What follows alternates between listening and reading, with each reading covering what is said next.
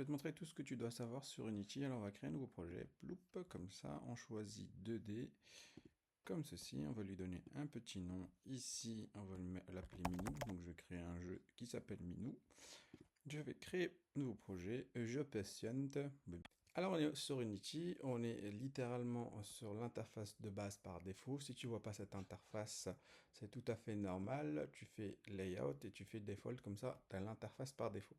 Alors ça peut faire peur pour ceux qui n'ont jamais utilisé un logiciel, mais on est sur du classique, tous ceux qui ont fait After Effects, DaVinci, etc., Photoshop, on est sur du classique. On a une partie ici qui va nous permettre de voir nos éléments, ça je vais en revenir après.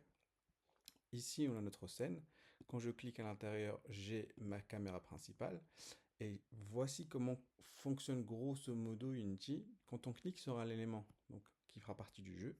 Ici, on a dans l'inspecteur, cette partie-là, on peut modifier les paramètres de cet élément-là, tout simplement. On a ici la partie projet. Cette partie-là, c'est littéralement les fichiers physiques qu'on va mettre sur notre ordinateur, que ce soit le script, que ce soit les personnages, l'audio, etc. Ça se passera ici. Cette partie console nous permettra tout simplement de débugger. Alors, on respire un bon coup, je vais t'expliquer le cœur d'Unity. Unity, c'est relativement simple si tu comprends ce principe. Dans cette partie-là, on va créer ce qu'on appelle un game object. Il faut savoir que dans Unity, tout est game object. L'idée, c'est quoi? C'est qu'on a un espace, on voit ça comme une boîte, et dans l'intérieur, on va mettre des composants. Donc là, on va le faire tout de suite pour que tu comprennes. Tout est game object, hein. Je crée un espace vide, game object par défaut. Je peux le renommer. Donc là, je vais l'appeler player, ce sera mon joueur principal. Par défaut, il y a une propriété, un composant, si tu veux, qui s'appelle transform. Celui-là, on ne peut pas le retirer, enfin, c'est l'élément par défaut. C'est relativement simple à comprendre. On est obligé de déplacer notre élément, notre structure, le fameux GameObject. Je clique ici sur Player. Hop, il va relativement se voir. En appuyant sur ici, je peux le déplacer, donc sur X, Y, et tu verras ici, je peux le déplacer aussi comme ça. Hop, je vais mettre sur 10. Et donc on voit bien, hop, à chaque fois que je change les valeurs ici, on le voit se déplacer sur ma scène. Donc là, on appelle ça la scène. C'est là que tu vas placer tes éléments. C'est là que tu vois visuellement ce qui se passe. Ensuite, on a ce qu'on appelle le Game Engine. C'est quand tu vas lancer le jeu, ce sera concrètement ce qui se passe. Alors, il a une caméra par défaut. Cette caméra, elle a une propriété transform et il a ce qu'on appelle des composants. Elle a plusieurs composants, notamment le composant caméra, etc. Nous, pour l'instant, on n'a aucun composant, on n'a aucun élément, mis à part transform. Donc retiens bien ce que tu dois retenir là, grosso modo. Sur Unity, on a ce qu'on appelle les game objects. Ces game objects, c'est tout simplement une boîte qui va contenir des informations, des éléments si tu veux. Alors concrètement, ils appellent ça des composants. Moi, ce que je vais rajouter un composant, hop, ici, qui va me permettre d'afficher une image, tout simplement, à mon player. Hop, ça s'appelle Sprite. Sprite Renderer. En gros, on va rendre une image, on va afficher une image. Et là, pour ce faire, j'ai besoin d'importer mon image. Donc, je vais dans la section projet et je vais créer un nouveau dossier. Clic droit, Create, hop, Folder, et je vais l'appeler perso. Hop, je double-clique, c'est littéralement un dossier. Et là, je vais importer mes petits personnages. Donc là, je glisse, je dépose. Alors tu peux faire tes propres personnages, c'est relativement simple. Tu prends Photoshop ou n'importe quel logiciel et tu fais tes propres personnages. Alors ce personnage n'est pas intéressant.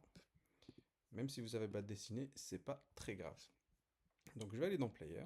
Et je vais aller simplement glisser, déposer ici. Hop. Glisser, déposer dans Sprite. Hop. Et boum, mon personnage apparaît. Tout simplement. Donc j'ai un composant vide et je lui ai rajouté le fait que je lui rajoute une image et du coup automatiquement il apparaît. Alors vous n'êtes pas obligé de faire ça tout le temps. Par exemple on peut tout simplement glisser mon image et la déposer ici sur la scène et automatiquement, regardez, il va me créer un sprite renderer avec l'image qu'il faut. Je voulais juste vous montrer, techniquement parlant, on peut tout faire nous-mêmes de A à Z. Donc là, cette propriété qu'on a rajoutée, on peut la rajouter manuellement. Sinon, ça se fait de manière automatique quand on glisse, on dépose. Ce personnage, j'en ai pas besoin, je vais l'effacer. Voilà. Mon personnage ici, je vais le placer au centre de la caméra. Donc vous voyez bien ma caméra ici, je vais essayer de le placer au centre. Et pour voir visuellement ce que ça va rendre dans le jeu, je vais aller ici, et on voit bien mon petit personnage qui est placé au milieu. Alors je reviens dans la scène, et je sauvegarde. Hop, on fait CTRL S pour sauvegarder. Moi, je vais l'appeler Start. Voilà. Hop. Et maintenant, j'ai ma scène qui s'appelle Start, j'ai bien sauvegardé, et j'ai mon petit personnage. Nickel. Qu'est-ce que je vais faire? Je vais simplement changer cette fameuse couleur bleue qui est horrible. Donc je vais dans scène, je vais dans caméra, et ici on va voir plein de propriétés, et notamment la propriété de l'environnement. Moi je vais faire un tout petit ciel, hop, regardez, qui est un peu plus éclairé, voilà, ça peut être très sympathique. Donc regardez ici, à chaque fois que je fais des modifications, hop, on voit bien une petite étoile me dit ok, bah tu as fait une nouvelle modification, bah je sauvegarde tout simplement. Voilà, je reviens dans mon engine. Mon personnage il est un peu grand, je vais juste dézoomer un peu avec la caméra. Donc hop, je reviens ici, je vais voir. Et là par exemple, je vais mettre 6. Je vais mettre 7. Je vais mettre 8. Ouais, je dirais 7, c'est pas mal. Voilà, et on n'oublie pas de sauvegarder, c'est nickel. Jusqu'à là, ça va. On est dans un jeu vidéo, on est sur Unity, on est sur un moteur de jeu, et donc du coup, il y a plein de trucs qu'on peut faire rapidement. Je vais cliquer sur Player, et je vais rajouter de la physique. Alors on est en 2D, vous allez voir la propriété qui revient souvent, c'est Rigid Body. En gros, c'est des propriétés qui vont concerner la physique, etc. Donc là, dès que je fais ça, et je vais mettre lecture, regardez le petit bonhomme, il va automatiquement être assujetti à la gravité. Hop, il tombe le petit bonhomme. C'est très très bien, c'est parfait, c'est ce qu'on voulait. Donc j'ai mon petit bonhomme qui tombe, et moi ce que je vais faire, c'est que dès que j'appuie sur espace, bah du coup il va s'envoler. Alors, on fait ça, donc comprenez bien, je répète, hein, Game Object, on a des éléments, on appelle ça des Game Objects, et on rajoute des composants. Là j'ai rajouté un composant pour qu'on ait l'image, j'ai rajouté un composant pour affecter la physique sur ce personnage, et je vais rajouter un composant pour faire du scripting. En gros, hop, je vais littéralement coder le comportement de ce personnage. Donc moi je vais l'appeler player, tiens, why not, en script. Hop, je crée mon script, je le sauvegarde dans les assets. Hop, je reviens ici dans les assets et vois mon script player, il s'est créé. Donc, ne vous inquiétez pas, je ne vais pas vous parler de code, je vais quand même expliquer le premier code, et ensuite, de toi à moi, de vous à moi, je ne sais plus si je dois tutoyer ou d'où vous voyez, alors il est 1h du matin, laisse-moi tranquille. Donc l'idée, je vais te tutoyer à partir de maintenant, prends pas la tête. Donc l'idée, elle est simple, je vais t'expliquer quand même le premier code, après de toi à moi, je sais que tu vas utiliser l'IA, mais comprends quand même les mécanismes, c'est le plus important. Ici, on a ce qu'on appelle une classe. Grosso modo, on a des propriétés qui peuvent nous permettre d'affecter tel ou tel comportement à ce qu'on appelle le game engine. Alors, on a deux choses héritées automatiquement. On a start, ça c'est une fonction qui va démarrer une fois, et update, ça c'est une fonction qui va démarrer, c'est les images par seconde. En gros, à chaque fois, elle va se lancer, à chaque image par seconde, elle va se lancer.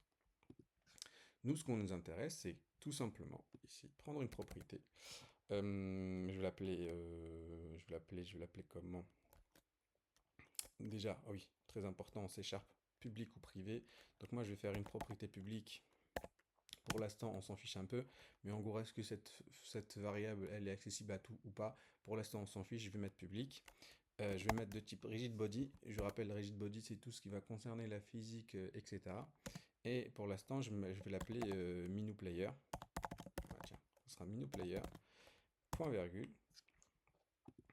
Du coup, moi, j'ai envie d'accéder à ces propriétés physiques de ce personnage. Hop, je fais un petit CTRL S. Et regardez, je reviens ici. Concrètement, hop, il va prendre en charge mon script. Je reviens ici, dans Player. Hop. Et là, tout en bas, hop, tout ça, j'en ai plus besoin, c'est le composant.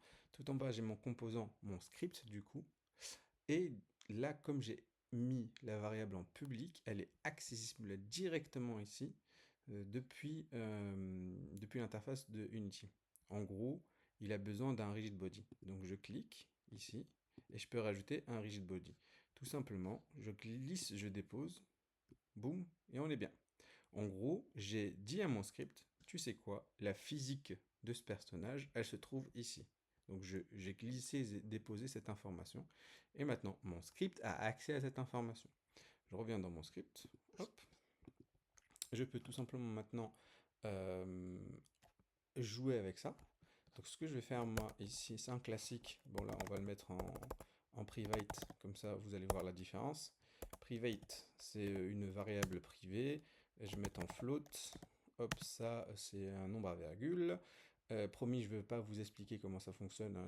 J'imagine que la plupart des personnes ne veulent plus apprendre. Alors du coup, on va aller vite sur ça. Donc moi, je vais l'appeler speed, classique. Hop. Et par défaut, je vais mettre 1. Hop.